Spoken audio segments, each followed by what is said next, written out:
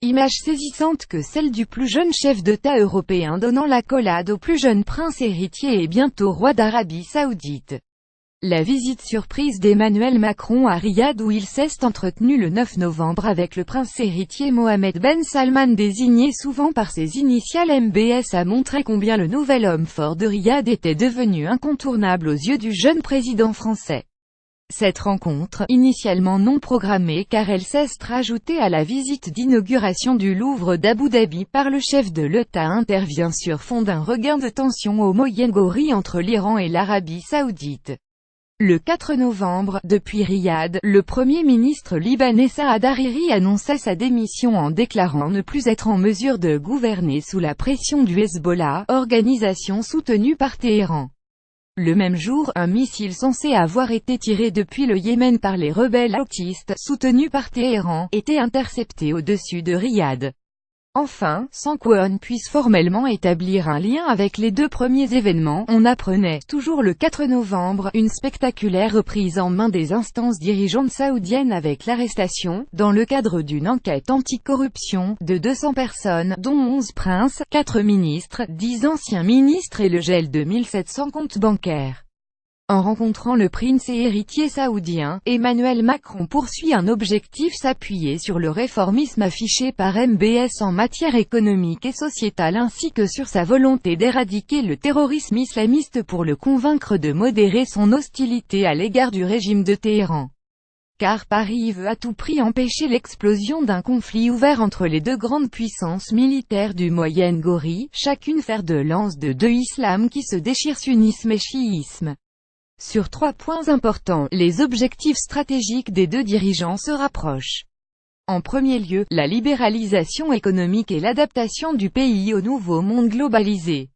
C'est le credo d'Emmanuel Macron pour ce pays à beaucoup d'égards recroquevillé sur son ancienne puissance qu'ouest la France.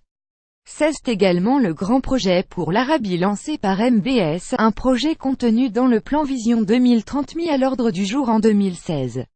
L'idée est d'en finir avec le tout pétrole en misant sur les secteurs d'avenir énergie renouvelable, transport, tourisme, économie digitale, via la mobilisation de moyens considérables un vaste programme de privatisation de 200 milliards de dollars et la multiplication par 12 de 160 à 2000 milliards de dollars des actifs du fonds souverain du Royaume qui va récupérer la propriété de la compagnie pétrolière nationale Saudi Aramco. Outre le développement économique du pays, ce plan porte une ambition sociétale.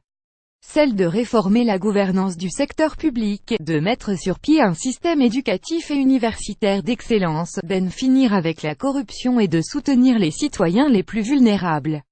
En marge de Vision 2030, MBS compte lancer également plusieurs projets urbanistiques d'envergure. Fin octobre, il a ainsi annoncé la création du méga-projet NEOM, zone de développement économique ultra connectée d'un coût global évalué à 500 milliards de dollars toute proportion gardée, car le défi saoudien est d'une toute autre ampleur. Ces objectifs ne sont-ils pas d'essence macronienne? En deuxième lieu, la lutte contre le terrorisme et le renforcement ou l'émergence d'une société ouverte sont au cœur des préoccupations des deux dirigeants. L'engagement déterminé des Saoudiens dans la coalition antiterroriste a été illustré par l'inauguration, en juin 2017 à Riyad, du Global Center for Combating Extremist Ideology parallèlement au lancement du Terrorist Financing Targeting Center. Deux entités internationales largement financées par l'Arabie Saoudite et clairement axées sur la guerre idéologique digitale et l'investigation financière. Des initiatives auxquelles est venu s'ajouter le boycott du Qatar pour complaisance envers le terrorisme. Le 24 octobre dernier, Mohammed Ben Salman a de nouveau réaffirmé sa détermination. Nous n'allons pas passer 30 ans de plus de notre vie à nous accommoder d'idées extrémistes et nous allons les détruire maintenant et tout de suite. Cette détermination va de pair avec le souci de promouvoir les valeurs de tolérance et de modération religieuse au sein d'une société saoudienne encore marquée par l'intégrisme wahhabite. Là encore, MBS ne mâche pas ses mots. Un projet de réislamisation s'est répandu dans nos régions depuis 1979. Mais nous n'étions pas comme ça. Nous allons simplement revenir à ce que nous étions avant, à un islam du juste milieu, modéré, ouvert sur le monde, l'ensemble des religions et l'ensemble des traditions et des peuples. Enfin, troisième point de convergence, quoique moins probant, Emmanuel Macron et Mohamed Ben Salman entendent s'appuyer sur une dynamique régionale. Une conviction chevillée au corps de Macron qui veut relancer et approfondir la construction européenne.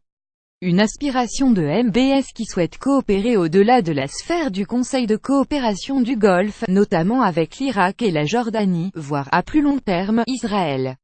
Reste cependant, aiguisé par le bourbier syrien, le face-à-face hostile avec l'adversaire iranien.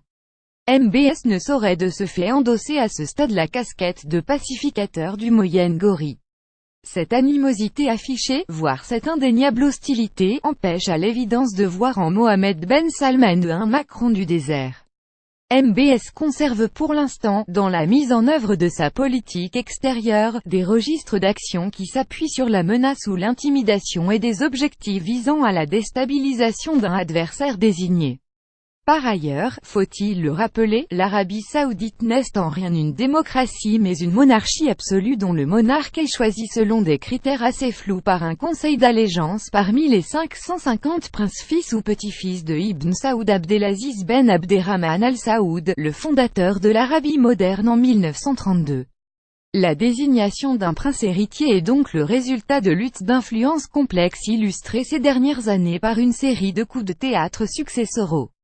En à peine plus de 3 ans, ont été désignés puis révoqués le prince Moukrin, un des plus jeunes fils d'Ibn Saoud, Mohamed Ben Nayef, petit-fils du fondateur, et enfin Mohamed Ben Salman, 32 ans, fils du roi actuel et autre petit-fils d'Ibn Saoud. La position de prince héritier est donc toujours fragile et ce dernier n'a de cesse de conforter sa position en éliminant ses rivaux potentiels. D'où le dernier coup de force du 4 novembre qui a vu entre autres l'arrestation de 2 autres petits-fils d'Ibn Saoud, le prince Miteb, fils de l'ancien roi Abdallah, ainsi que celle du prince Al-Walid Ben Talal, homme d'affaires multimilliardaire qui paye, semble-t-il, l'opposition de son père à la désignation de MBS comme prince et héritier. L'état de santé du roi Salman, il souffre de la maladie d'Alzheimer, laisse entrevoir l'avènement prochain de MBS au trône saoudien. Rien ne permet d'affirmer que ce moderniste réformateur, certains n'hésitent pas à le qualifier de révolutionnaire devenu, le roi Mohamed prendra ses distances avec le système politique quasi féodal du pays. Toutefois, si son pari économique et sociétal réussit, une modernisation politique devrait finir par s'imposer avec l'avènement d'une monarchie constitutionnelle à l'instar de ce qui s'est produit dans le royaume de Bahreïn ou le sultanat d'Oman. Une telle évolution achèverait de placer le royaume saoudien dans le concert des nations modernes. Lire aussi quelle position pour la France en pleine crise du Golfe après les Émirats. Emmanuel Macron se rend en Arabie Saoudite. Que peut-on voir au Louvre à Abu Dhabi? Pour suivre les dernières actualités en direct sur le HuffPost, cliquez ici tous les matins. Recevez gratuitement la newsletter du HuffPost. Retrouvez-nous sur notre page Facebook. À voir également sur le HuffPost. Envoyez une correction.